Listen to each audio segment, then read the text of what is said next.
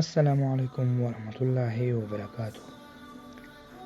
زی ایکس پرو چینل ته ښه راغلاست. نن غواړم چې تاسو سره په یو مهمه موضوع باندې وغږیږم. آیا یوازې مسلمانان روژې ته خوشحاله دي که نور مذهبونه هم روژې ته خوشحاله یا روژې نیسي؟ کله چې رمضان مبارک میاشت راشي مسلمانان خوشحاله وي، خو آیا ته پوهیږې چې روژه یوازې د مسلمانانو لپاره نه ده؟ نور مذهبونه هم روژه لري. راځئ چې په حقیقت کې پوه شو.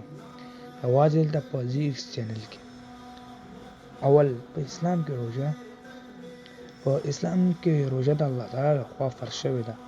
دا د عبادت، صبر، تقوا او ګناهونو د بخښنې میاشت ده.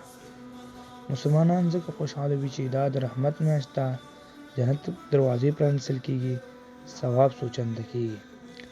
رمضان یوازې لوږه نه ده بلکې روحاني بدلون دی. دویم، عیسویت. په عیسویت کې هم خلک روژې نیسي. دوی د ځانګړي ورځو لپاره ځینې خوراکونه پرېږدي او عبادت زیاتوي. دوی روژه اکثره د روحاني چمتووالي لپاره وي. دریم، یهودیت. په یهودیت کې هم روژه مهمه ده. دوی ځانګړي ورځې لري چې روژه نیسي او د خپلو تېروتنو بخښنه غواړي. څلورم، نور مذهبونه.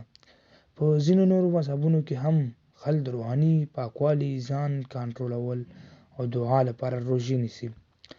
نو حقیقت دا دی، روژه یوازې مسلمانانو لپاره نه ده، خو په اسلام کې روژه فرض ده او ځانګړی مقام لري.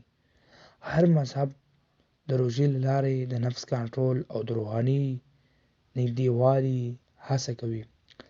که دا معلومات درته نوي وي، ویډیو لایک کړئ، نورو ملګرو سره شریک کړئ او زموږ چینل زی ایکس پرو سبسکرایب کړئ. موږ دلته هڅه کوو چې مهم او جالب اسلامي معلومات درته وړاندې کوو. مننه.